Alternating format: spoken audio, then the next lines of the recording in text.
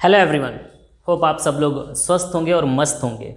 आज हम लोग एस्टिमेटेड कॉस्ट शीट का सेकंड प्रॉब्लम करने जा रहे हैं। लास्ट लेक्चर में हमने फर्स्ट प्रॉब्लम किया था।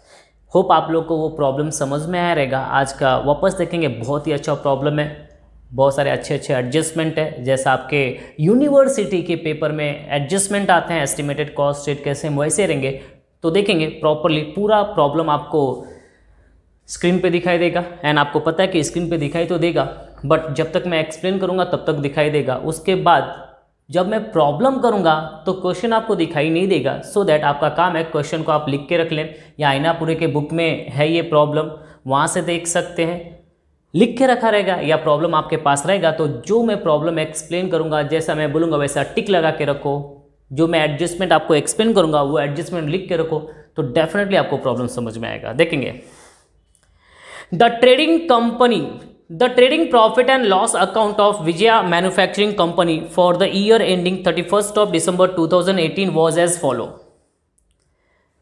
Trading and profit and loss account आपको दिया हुआ है, जो आप 11th से करते आ रहे हो कि trading and profit and loss account क्या होता है। देखेंगे, ट्रेडिंग अकाउंट में सबसे पहले मटेरियल परचेज दिया हुआ है, आपको पता है फॉर्मेट में सबसे पहले हमारा आता है रॉ मटेरियल। सेकेंड आपका डायरेक्ट वेजेस सेकेंड में आएगा। थर्ड आपका डायरेक्ट एक्सपेंसेस थर्ड में आएगा। फैक्ट्री एक्सपेंसेस है तो डेफिनेटली आपको पता है कि कहां पे आएगा, फैक्ट्री ओवरहेड्स में आएगा आपका। क्रेडिट साइड में आपको सेल्स दिया है, ये हमारा आंसर मिल गया। Sales 2500 unit, 2,50,000। क्लोजिंग स्टॉक दिया, आपको पता है कि फर्स्ट स्टेप में opening stock of raw material at purchases of raw material less closing stock of raw material. यहाँ पे ओपनिंग स्टॉक नहीं है, तो आपका जो रॉ मटेरियल परचेज है 80,000, उसमें से हम 5,000 क्या कर देंगे, क्लोजिंग स्टॉक माइनस कर देंगे, मतलब हमारा क्या मिल जाएगा, डायरेक्ट मटेरियल मिल जाएगा। नेक्स्ट वन आपका प्रॉफिट एंड लॉस अकाउंट में आपको ऑफिस सैलरी दिया हुआ है। ऑफिस सैलरी कहाँ पे जाएगा, ऑफिस एंड एडमिनिस्ट्रेटिव ओवरहेड्स में जाएगा। ऑफिस रेंट कहाँ पे जाएगा, ऑफिस एंड एडमिनिस्ट्रेटिव ओवरहेड्स में जाएगा। Selling expenses selling and distribution में जाएगा। प्रिलिमिनरी एक्सपेंसेस यहाँ पे है, फाइनेंशियल अकाउंटिंग में है, बट कॉस्ट शीट में नहीं आएगा। उसके बाद आपका दिया है गुडविल रिटर्न ऑफ, तो आपको पता है गुडविल रिटर्न ऑफ भी नहीं आता है कॉस्ट शीट में। ना नेट प्रॉफिट यहाँ पे दिया हुआ है, बट हमारा जो नेट प्रॉफिट आएगा वो अलग आएगा। यहाँ से ग्रॉस प्रॉफिट आपको दिया हुआ है 80,000, जिससे हमारा कोई लेना देना नहीं है। डिविडेंड रिसीव्ड इग्नोर होगा, डिविडेंड रिसीव्ड इग्नोर होगा। इस trading and profit and loss account के बेस पे हमको क्या करना है, करंट ईयर का, दैट मीन्स और 31st ऑफ दिसंबर 2018 का क्या प्रिपेयर करना है, कॉस्ट शीट प्रिपेयर करना है। और हम लोग क्या करेंगे, दूसरा एस्टिमेटेड कॉस्ट शीट प्रिपेयर करेंगे। नीचे दिया है आपको, for the year 2019 it is estimated that 2018 का तो हमको दिया हुआ है, हम प्रिपेयर करेंगे, बट 2018 के बेस पे हमको क्या करना है, 2019 का प्रिपेयर करना है। तो देखेंगे वहां पे दिया है क्या क्या एस्टिमेट किया है आपने। First, unit produced and sold will rise by 20%। Unit जो हमने प्रोड्यूस किया, जो हमने सोल्ड किया, उसको 20% से क्या करना है, इंक्रीज करना है। तो आप देखेंगे तो आपको ट्रेडिंग अकाउंट के ऊपर क्रेडिट साइड में सेल ऑफ यूनिट आपको 2,500 गिवन है। तो करंट ईयर का कितना आपका 2,500, उसको 20% से क्या करना है, आपको इंक्रीज करना है, राइज करना है। दैट मीन्स व्हाट, 2,500 का 20% 250 दैट मीन्स व्हाट 500। तो हमारा नेक्स्ट ईयर का जो एस्टिमेशन है वो 3,000 यूनिट प्रोड्यूस एंड 3,000 यूनिट को क्या करना है, आपको सेल करना है। उसके बेस पे हमको क्या करना है, आपका एस्टिमेटेड कॉस्ट शीट प्रिपेयर करना है। नेक्स्ट वन देखेंगे, price of raw material per unit will rise by 10%। जो भी हमारा रॉ मटेरियल का सीपीयू रहेगा, कॉस्ट पर यूनिट, उसको 10% से राइज करना है, आपको इंक्रीज करना है। डायरेक्ट वेजेस पर यूनिट विल इंक्रीज बाय 25%, और जो हमारा डायरेक्ट वेजेस का पर यूनिट रहेगा, कॉस्ट पर यूनिट, उसको 25% से इंक्रीज करना है। Direct expenses will increase by 5,000 in total. Problem को क्लियरली कॉन्सेंट्रेट करेंगे, टोटल में 5,000 क्या करना है, आपको वहां पे इंक्रीज करना है। फैक्ट्री एक्सपेंसेस पर यूनिट विल इंक्रीज बाय 25%। जो हमारा फैक्ट्री एक्सपेंसेस उसको 25% से इंक्रीज करना है। The office premises which was on rental basis on in 2018 would be purchased by the company on which depreciation would be ₹6,000 इन 2019। देखेंगे ऊपर जो हमारा ऑफिस फर्नीचर था, ऑफिस सैलरी, ऑफिस रेंट दिख रहा है आपका। ऑफिस जो हमारा प्रीमाइसेस था पहले रेंट पे था, तो ऊपर आपने देखो रेंट पे किया है 12,000। क्या बोल रहा है प्रॉब्लम में, office premises which was on rental basis in 2018, जो 2018 में कौन से बेसिस पे था, रेंटल बेसिस पे था, रेंट पे था, would be purchase by the company, उसको हमने अभी परचेज कर लिया 2019 में, on which depreciation would be ₹6,000 इन 2019, जिसके ऊपर हमने क्या चार्ज किया है, डेप्रीशिएशन चार्ज किया। आप बताइए, सिंपल है, जब हमने परचेज नहीं किया था वो रेंट पे था तो हमको रेंट पे करना पड़ रहा है, बट अभी हमने क्या कर लिया, इस साल में उसको परचेज कर लिया तो रेंट तो हमको पे नहीं करना है, बट हमारा वो असेट्स हो गया, फिक्स असेट्स है, तो उसके ऊपर क्या चार्ज करना आपको, डेप्रीशिएशन। एंड डेप्रीशिएशन आपका कितना है, 6,000, वो भी कहाँ पे जाएगा, हमारा ऑफिस एंड एडमिनिस्ट्रेटिव ओवरहेड्स में जाएगा। सेलिंग एक्सपेंसेस पर यूनिट विल रिमेन सेम, बोला कि जो हमारा सेलिंग एक्सपेंसेस रहेगा वो क्या रहेगा, रिमेन सेम रहेगा। Remain same that means what, जो रेट 2018 में था वही रेट 2019 में रहेगा। You are required to prepare statement showing the estimated cost and profit for the year ended 31st December 2019. Considering the company shall charge a profit at 20% on sale, और जो हमारा next year estimated रहेगा हमें हमको क्या find out करना है, 20% profit on sale find out करना है। तो ये पूरा हमारा क्या हो गया, प्रॉब्लम है। ये पूरा प्रॉब्लम मैंने आपको एक्सप्लेन कर दिया। अब इसके बेस पे हमको क्या करना है, प्रॉब्लम करना है। तो हम लोग एस्टिमेटेड के साथ में पहले हम लोग क्या करेंगे, 2018 का कॉस्ट शीट प्रिपेयर करेंगे एंड 2018 के ही बेस पे 2019 का क्या करेंगे, कॉस्ट शीट प्रिपेयर करेंगे। सो देखेंगे कैसे प्रिपेयर करते हैं हम लोग। सो देखेंगे, ये प्रॉब्लम का पूरा कॉलम मैंने रेडी किया है, पर्टिकुलर 2018 जो हमारा करंट ईयर है, 2019 जो हमारा नेक्स्ट ईयर है जिसका हमको एस्टिमेटेड कॉस्ट शीट प्रिपेयर करना है। तो सबसे पहले हम लोग क्या करेंगे, करंट ईयर का कॉस्ट शीट प्रिपेयर करेंगे, ठीक है। तो देखेंगे करंट ईयर का कॉस्ट शीट, सबसे पहले हमारा क्या आता है वहाँ पे, मटेरियल। तो आपका आएगा, समझो वहाँ पे डायरेक्ट मटेरियल फर्स्ट। चलिए ए लिखते हैं हम लोग, फर्स्ट डायरेक्ट मटेरियल। ना डायरेक्ट मटेरियल मैंने लिखा है वहाँ पे, तो वहाँ पे ओपनिंग स्टॉक वगैरह नहीं है, डायरेक्टली यहाँ पे आपको रॉ मटेरियल परचेज दिया है 80,000, तो 80,000 में से क्लोजिंग स्टॉक को क्या कर देंगे हम, माइनस कर देंगे। क्लोजिंग स्टॉक 5,000 है, तो आपका डायरेक्ट मटेरियल कितना आएगा, 75,000। सेकेंड हमारा बी, डायरेक्ट वेजेस गिवन है, direct wages and direct wages आपका वहां पे 30,000 गिवन है। सी थर्ड हमारा डायरेक्ट एक्सपेंसेस भी गिवन है,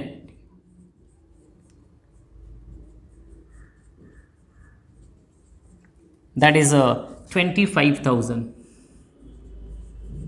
आपको पता है इन तीनों को हम प्लस कर देंगे, we will get the prime cost. तो इन तीनों को अगर मैं ऐड कर दूं और इसको मैं पूरा कॉलम बनाते जाता हूं यहां तक, इसी के फॉर्मेट में हम करेंगे, टोटल हो जाएगा आपका 1,30,000। ये हमारा प्राइम कॉस्ट हो जाएगा, प्राइम कॉस्ट। एकदम सिंपल, जिसको भी ये फॉर्मेट बाय हार्ट किया रहेगा आपने, तो definitely material, direct wages, direct expenses तीनों का ऐड कर दिया, will get the prime cost. जैसे प्राइम कॉस्ट मिलेगा, नेक्स्ट हमारा डी हमारा होता है फैक्ट्री ओवरहेड्स। फैक्ट्री, तो फैक्ट्री ओवरहेड में आप देखेंगे तो वहां पे फैक्ट्री एक्सपेंसेस गिवन है 40,000। चलो इसी में लिख देता हूं, फैक्ट्री ओवरहेड में आपका फैक्ट्री एक्सपेंसेस इसी में लिख देता हूं। चलो factory expenses, factory expenses and that amount is 40,000। Add कर दिया मैंने इसको। अगर फैक्ट्री एक्सपेंसेस को ऐड कर दिया, कोई भी यहाँ पे स्क्रैप वगैरह नहीं है, ओपनिंग स्टॉक ऑफ आपका work in process, closing stock of work in process नहीं है, तो इसको ऐड कर देंगे तो आपका 1,70,000 जो आपका आएगा, दैट इज फैक्ट्री कॉस्ट या work cost. 1,70,000 that is work cost, work cost. ये हमारा वर्क कॉस्ट मिल जाएगा। वर्क कॉस्ट मिलने के बाद अगर आपको याद होगा तो नेक्स्ट आपका डी के बाद ई हमारा होता है फैक्ट्री कॉस्ट के बाद ऑफिस एंड एडमिनिस्ट्रेटिव एक्सपेंसेस या ओवरहेड्स। तो लिख देते हैं हम लोग office and administrative overhead and office and administrative overhead में हम देखेंगे तो वहाँ पे दिया था ऑफिस सैलरी दिया था, ऑफिस रेंट दिया था, ठीक है। तो लिख देते हम लोग office salary, office rent and that amount is 25,000, 12,000। And अगर हम एडजस्टमेंट देखेंगे तो नेक्स्ट जो हमारा एस्टिमेटेड है उसमें डेप्रीशिएशन दिया था, तो मैं डेप्रीशिएशन लिख के रखता हूं, बट इसका यूज करंट ईयर में नहीं आएगा, तो उसका यूज करंट ईयर में नहीं आएगा, फिर भी मैं लिख के रखता हूं बिकॉज हम एक साथ में बना रहे हैं नाउ। तो इन दोनों को ऐड कर देंगे तो हमारा हो जाएगा 37,000, तो इसको साथ में ऐड कर देंगे हम लोग तो भी चलेगा, है ना। 2,07,000 हो जाएगा, लेकिन अगर आप साथ में अलग से भी लिख के रख सकते हैं तो भी चलेगा, कोई प्रॉब्लम नहीं आपका। 37 लिख देते हैं हम लोग, 37,000। अगर 37,000 को मैं यहाँ पे ऐड कर दूं तो आपका 2,07,000 हमारा cost of production, cost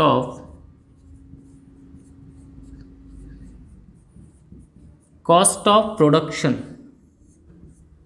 that amount is cost of production 1,70,000 plus ये ऑफिस एंड एडमिनिस्ट्रेटिव का कितना 37,000 टोटल होगा आपका 2,07,000। 2,07,000 हमारा क्या हो जाएगा कॉस्ट ऑफ प्रोडक्शन। आपको पता है कि ये सबको हमको क्या करना है मालूम है ना, 2,500 से डिवाइड करना है, सबको 2,500 से डिवाइड करेंगे आपका सीपीयू फाइंड आउट हो जाएगा, कॉस्ट पर यूनिट।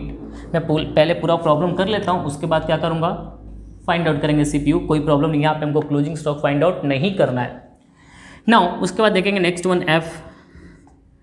तो आपका ऑफिस एंड एडमिनिस्ट्रेटिव के बाद अगर हम फॉर्मेट की बात करें तो opening stock of finish goods less closing stock of finish goods यहाँ पे नहीं है, तो डायरेक्टली कहाँ पे आएंगे हम selling and distribution overheads, selling and distribution overhead. Now selling and distribution overhead अगर आप देखेंगे तो वहाँ पे आपका दिया है 12,500 selling expenses, selling expenses and that amount is 12,500 and hope. उसके बाद जो आपका प्रिलिमिनरी एक्सपेंसेस था आपका गुडविल रिटर्न ऑफ था ये इग्नोर होता है, डिविडेंड रिसीव्ड इग्नोर होता है, डिस्काउंट रिसीव्ड यहाँ पे क्या होता है इग्नोर होता है, क्लोजिंग स्टॉक को ऑलरेडी हम लोग क्या कर चुके हैं माइनस कर चुके हैं वहाँ पे ऊपर नाउ। तो पूरा प्रॉब्लम हमारे यहाँ पे खत्म हो जाएगा, इसको ऐड कर देंगे हम लोग तो 2,07,000 प्लस वो आपका 12,500 हो जाएगा आपका 2,19,500, 2,19,500, 2,19,500 आपको समझ में आ रहेगा। ये होता हमारा टोटल कॉस्ट या कॉस्ट ऑफ गुड्स है ना, कॉस्ट ऑफ गुड्स या टोटल कॉस्ट लिखते हैं, total cost. Now total cost में हम लोग क्या करते हैं ऐड प्रॉफिट, एफ के बाद जी, टोटल प्रॉफिट के बाद हमारा है ना कॉस्ट के बाद प्रॉफिट, एंड प्रॉफिट पूरे प्रॉब्लम में गिवन नहीं है बट हमको मिल जाएगा, और प्रॉफिट को क्या करेंगे हम ऐड करेंगे तो विल गेट द सेल। तो देखेंगे सेल, इस प्रॉब्लम में आपको सेल्स गिवन था, ट्रेडिंग अकाउंट के क्रेडिट साइड में आप देखेंगे तो आपको यूनिट सोल्ड 2,500, 2,50,000 ये सेल आपका गिवन है। तो जो बैलेंसिंग फिगर आएगा वो हमारा क्या हो जाएगा प्रॉफिट हो जाएगा। तो 2,50,000 माइनस कितना आएगा आपका 2,19,500 माइनस करो 30,500, यस 30,500 हमारा क्या आ जाएगा प्रॉफिट आएगा, करेक्ट है 30,500 हमारा क्या हो गया प्रॉफिट। ये हमारा करंट ईयर का कॉस्ट शीट रेडी हो गया। सिंपल, जो भी आपके प्रॉब्लम में गिवन है उसको कॉपी एंड पेस्ट करना है। ये करंट ईयर का आपका क्या बन जाएगा कॉस्ट शीट, एंड सबको 2,500 यहाँ पे कोई भी आपका क्लोजिंग स्टॉक वगैरह कुछ नहीं है, तो 2,500 आपका प्रोड्यूस एंड 2,500 का आपका सेल भी है। तो टोटल टॉप टू बॉटम आपको 2,500 से क्या करना डिवाइड करना, तो डिवाइड कर सकते हैं आप लोग। तो आप देखेंगे 75,000 कैलसी ले आप लोग, कैलसी लेंगे और 75,000 डिवाइडेड बाय 2,500 30,000 डिवाइडेड बाय 2,500 कितना आएगा देखिए 30,000 divided by 2,500 12 rupees. Now 25 divided by 2000 10 rupees आ जाएगा, करेक्ट। ये आपका 1,30,000 divided by 2,500 52 rupees. 40,000 divided by 2,500 115 rupees I think. देखेंगे कितना आता है आपका। 40,000 डिवाइडेड बाय कितना आएगा आपका 16 rupees. Now 1,70,000 divided by 25 68। Check करो आप, 1,70,000 divided by 60 yes divided by 2,500 68,000। Now उसके बाद ये आप कर सकते हैं 25,000 डिवाइडेड बाय 2,500 10 रुपीज़ ही आएगा आपका। होप आपके पास कैलसी होगा। 12,000 को भी डिवाइड कर दो 2,500 से, पॉइंट में आएगा आपका, देख लो करके देखना आप लोग। नाउ 37,000 को भी आप डिवाइड कर सकते हैं, सब आपके पास कैलसी है। 37,000 को डिवाइड करो 14.80 पैसे आएंगे। ना उसके बाद आपका 2,07,000 को डिवाइड करेंगे 82.80 आएगा। 12,500 डिवाइडेड बाय 2,500 5 रुपीज़ आएगा, देख लो आप, यस 5 रुपीज़ आएगा।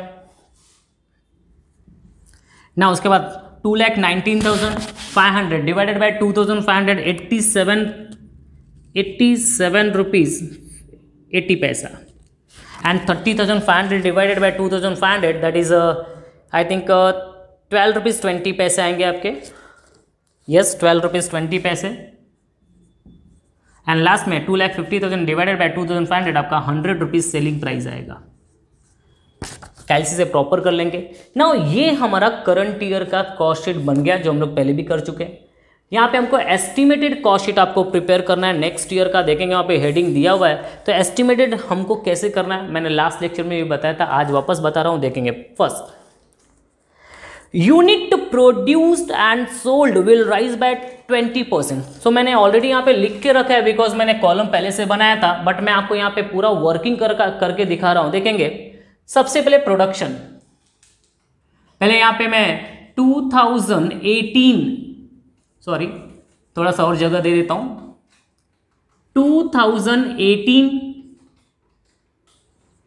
एंड 2019 2019 पहला प्रोडक्शन की बात करता हूं मैं। प्रोडक्शन 2018 में कितना था 2500, ये देख लीजिए 2500 प्रॉब्लम में गिवन था। नाउ 2019 में क्या हो रहा है, it will be rise by 20% plus 20% कर दो 3000 आएगा। 2500 का 20% 500 आएगा, पता है आपको। सो 2019 में हमारा प्रोडक्शन कितना हो जाएगा 3000 यूनिट, लिख दिया मैंने यहां पे 3000 यूनिट। फर्स्ट आपका वर्किंग नोट कंप्लीट हो गया। सेकंड क्या बोला है, price of raw material per unit will rise by 10%। Raw material का प्राइस 10% से इंक्रीज हो रहा है। देखिए ये 30 रुपीज कॉस्ट पर यूनिट, तो हम यहां पे करेंगे raw material second, no problem, shortcut लिख रहा हूं, आप समझ में आएगा। रॉ मटेरियल आपका 30 रुपीज, देखिए 30 रुपीज आपका 2018 में and will be raised by 10%, तो प्लस 10%। अगर मैं 10% प्लस कर दूं, होप आपको दिखाई दे रहा, 30 प्लस 10% आपको पता है 3 रुपीज आएगा। दैट मीन्स वॉट, यहाँ पे कितना आएगा आपका 33 रुपीज हो जाएगा। मैं यहाँ पे हटा देता हूं, आप खुद करेंगे कैलसी से, है ना। 30 प्लस 10% करो, आपका 3 रुपीज आएगा। तो 30 प्लस 3 इक्वल्स टू 33, इतना तो आप कर सकते हैं। 30 प्लस 10% 3 रुपीज, तो 30 प्लस 3 33 रुपीज आपका आ जाएगा। नाउ तो हम लोग स्टार्ट कर रहे हैं। यहां पे सबसे पहले हमारा रॉ मटेरियल लिख के रखा है, सिर्फ हमको प्राइस लिखना है। तो 33 रुपीज मेरा कॉस्ट हो जाएगा। देख लो मैं यहां पे लिखता हूं 33 इंटू 3000। 33 को क्या करेंगे आप 3000 से मल्टीप्लाई करेंगे, तो देखिए आपका कितना आएगा 33, वापस मैं बता रहा हूँ, देखिए 33 रुपीज़ हमारा कैसे है वो आपको समझ में आना चाहिए। लास्ट ईयर का 30 रुपीज़ है, 10% से क्या हो रहा है आपका इंक्रीज हो रहा है, 3 रुपीज़ 33 हो जाएगा हमारा कॉस्ट। तो 33 इंटू 3000 दैट इज 99,000। 99,000 ऐसे हमको सबको करना है, हमको वापस ये सब लिखने की जरूरत नहीं, इसी में मैं कर रहा हूँ बिकॉज हमारा टाइम भी बचेगा, एनर्जी भी बचेगी। देखेंगे यहाँ पे डायरेक्ट मटेरियल के बाद आपका सेकंड होता है हमारा डायरेक्ट वेजेस, एंड दिया डायरेक्ट वेजेस पर यूनिट विल इंक्रीज बाय 25%। ये 25% से इंक्रीज हो रहा है। थर्ड, होप आपको दिखाई देगा, वेजेस, वेजेस का हमारा कॉस्ट कितना देखिए आपका 12 रुपीज है, 12 रुपीज 2018 में, प्लस कितने से इंक्रीज हो रहा है आपका डायरेक्ट वेजेस पर यूनिट विल इंक्रीज बाय 25%। कैलसी से आप करो, 12 रुपीज का 25% 4 रुपीज होता है, 4 होता है, 3 रुपीज होता है। मेरे बातों पे मत जाओ, कैलसी का यूज करो, नहीं कैलसी तो एकदम इजी बेटा, 4 रुपीज नहीं आएगा आपका, 3 रुपीज आएगा। 12 का 25% करके देखो आपका, 12 का 1/4 करके देखो आपका 3 रुपीज, तो 3 रुपीज अगर मैं इसमें ऐड कर दूं तो 15 रुपीज आएगा। अगर मैं यहाँ पे 15 रुपीज लिख दूं तो वापस बोलो कैसे मल्टीप्लाई करना आपको, 15 इंटू 3 45,000 आएगा, 15 इंटू 3,000 दैट इज 45,000 बेटा, 45,000 ये मिल गया हमारा। नेक्स्ट वन डायरेक्ट एक्सपेंसेस, तो वहां पे दिया है direct expenses will increase by 5,000, increase by 5,000। यहां पे यूनिट नहीं बोला, ये कॉन्सेंट्रेट करना है आपको, यूनिट नहीं दिया है, अमाउंट बोला है आपका, इंक्रीज बाय 5,000 इन टोटल। तो देखिए टोटल कितना आपका 25, 5,000 इंक्रीज करेंगे डायरेक्ट एक्सपेंसेस। फोर्थ 25,000 प्लस 5,000 कितना होगा 30,000। तो मैं यहां पे कितना लिखूंगा 30,000 लिख दिया मैंने। नाउ 30,000 डिवाइडेड बाय 3,000, 10 रुपीज आपका आ गया CPU cost per unit. Now इन तीनों को क्या कर देंगे आप, ऐड कर देंगे, we will get the prime cost. Add कर दो 9 5 14 कैरी ऑन 1 10 4 14 और 3 17 1,74,000। कॉन्सेंट्रेट करेंगे वापस, चेक कर लो आप लोग। यस 1,74,000 डिवाइडेड बाय 3,000 कितना आएगा आपका 58 आपका क्या आ जाएगा prime cost, that is CPU आ जाएगा प्राइम कॉस्ट का। 1,74,000 डिवाइडेड बाय 3,000 करके चेक करेंगे आप, बहुत स्लो करा रहा हूं मैं आपको, देखेंगे वहां पे। यस 58 रुपीज आएगा ना। उसके बाद आपका देखेंगे क्या रहेगा आपका फैक्ट्री ओवरहेड्स। फैक्ट्री ओवरहेड्स हमें 40 दिया और 16 रुपीज हमारा क्या दिया है पर यूनिट। देखेंगे क्या दिया है, फैक्ट्री एक्सपेंसेस पर यूनिट बोला है, पर unit will increase by 25%। Fifth word adjustment, factory expenses या फैक्ट्री ओवरहेड्स क्या बोला है आपको, देखिए इंक्रीज बाय 25%। तो देखेंगे कॉस्ट पर यूनिट यहाँ पे क्या 16 रुपीज दिया है, 16 प्लस 25%, तो 16 का 25% मतलब 1/4 हो गया आपका, 4 रुपीज आएगा। देखेंगे यहाँ पे 25 रुपीज, यस तो कितना आएगा 20 रुपीज होगा, 20 रुपीज। सो 20 रुपीज इंटू क्या करेंगे 3,000 दैट इज 60,000। होप आपको समझ में आ रहा होगा एस्टिमेटेड कैसे बना रहे हैं हम लोग। मैंने एकदम सिंपल सा फॉर्मूला दिया है जिस पे भी आपको इंक्रीज करना है, तो इसको ऐड कर देंगे, will get the 2,34,000, 2,34,000, 2,34,000 divided by 3,000 that is 78 rupees हमारा क्या आएगा कॉस्ट पर यूनिट आएगा।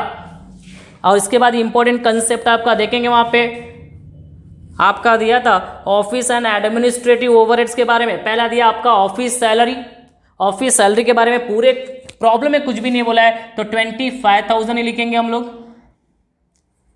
25,000 नहीं बोला है तो वही लिखेंगे।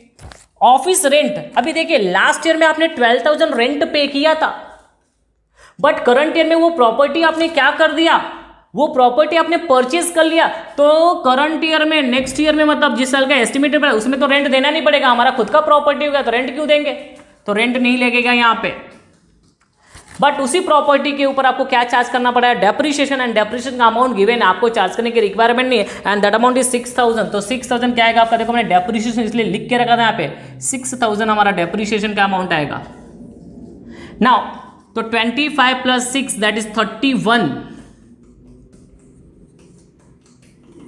देखिए यहाँ पे 37 आया था, यहाँ पे 31, तो 2,34,000 plus 31 2,65,000,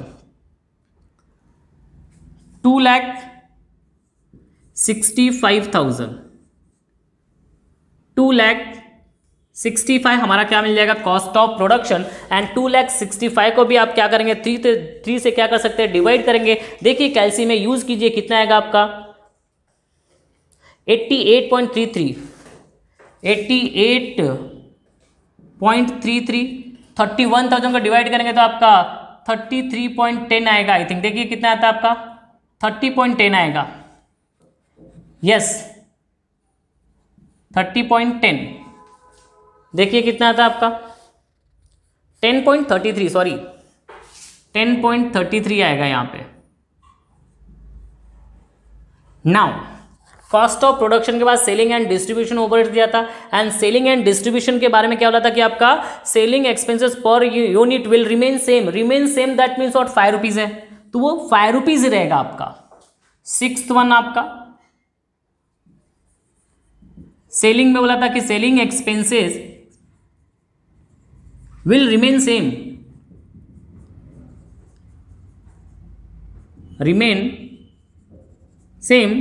that is 5 rupees, that is ₹5। तो ₹5 है तो 5 रुपीज रहेगा, तो आपका 5 है ना, प्रोडक्शन कितना आपका 3000, तो 3000 इंटू 5 रुपीज इक्वल्स टू 15,000 हो जाएगा हमारा। तो सेलिंग एक्सपेंसेस आपका यहां पे लिखेंगे 15,000, एंड प्राइस तो दिया ही है आपका 5 रुपीज। नाउ सेलिंग एक्सपेंसेस को ऐड कर देंगे, 2,70,000 आएगा आपका, सॉरी 2,80,000, 2,80,000 डिवाइडेड बाय 3 करके देखेंगे, 2,80,000 डिवाइडेड बाय 93.33। उसके बाद आपको प्रॉफिट ऐड करना है, सेल मिल जाएगा, बट प्रॉफिट के बारे में देखिए क्या बोला था, लास्ट में दिया था considering that company sale charge profit at 20% on sale. याद रखो 20% ऑन सेल बोला है, बट सेल हमको पता नहीं है ना, लास्ट में सेल गिवन था 2,50,000, यहाँ पे सेल गिवन नहीं, तो हमको फाइंड आउट करना पड़ेगा। तो मैंने आपको बताया था सेल को हम लोग क्या एज्यूम करेंगे 100%, प्रॉफिट कितना वाला आपका 20%, तो कॉस्ट कितना हो जाएगा 80%।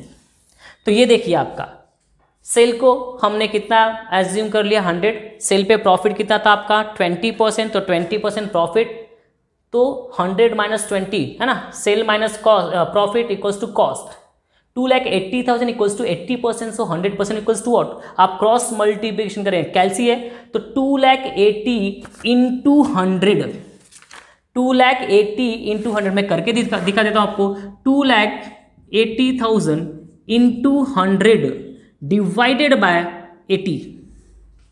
चलिए बोलिए कितना आएगा आपका 2,80,000 into 100 divided by 80, that amount is 3,50,000। तो आपका अमाउंट आ जाएगा 3,50,000, एंड 3,50,000 को आप क्या करेंगे 3,000 से डिवाइड करेंगे तो आपका जो सेलिंग प्राइस आएगा 116.33। अब उसके बाद जो बैलेंसिंग फिगर बचेगा वो हमारा प्रॉफिट हो जाएगा 350 माइनस 280, दैट इज 70,000 आपका क्या हो जाएगा प्रॉफिट हो जाएगा। आप इसको भी फाइंड आउट कर सकते थे कि 2,80,000 इक्वल्स टू 20%, 2,80,000 इक्वल्स टू 80%, तो 20% कितना होगा तो 280। देखिए यहाँ पे लिख के रखते हैं, ये आपका लिखते तो 3,50,000, ये सेल हो गया आपका।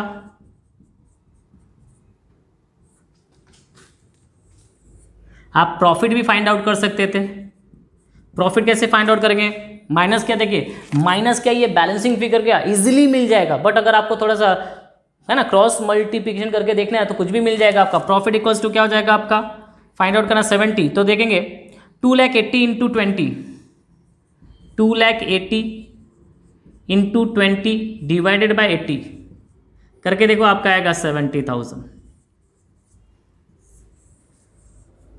ये प्रॉफिट हो जाएगा, फाइंड आउट कर सकते हो। 70,000 डिवाइडेड बाय 3,000 करेंगे तो आपका आएगा 23.33। 23.33। ये पूरा प्रॉब्लम हमारा खत्म हो गया। होप आपको ये वर्किंग समझ में आ रहेगा कैसे। मैंने बताया था, देखो आपका पहला वापस देख लीजिए, प्रोडक्शन 2500 लास्ट ईयर में था, यहाँ पे 20% से इंक्रीज हुआ तो 20% हमने ऐड कर दिया, तो 2500 का 20% 500 होता है, याद रखना, तभी 3000 हुआ है वो। 30 है ना, रॉ मटेरियल का वहां पे सीपीयू कॉस्ट कितना था आपका 30 रुपीज था, 10% से इंक्रीज हुआ तो 30 का 10% 3 रुपीज, तो 30 प्लस 3 33 रुपीज। 12 का 25% कितना होता है 3, तो 12 प्लस 3 15 रुपीज। ऐसे मैंने फाइंड आउट किया। आपका डायरेक्ट एक्सपेंसेस टोटल में बोला था तो 25 प्लस 5 30,000।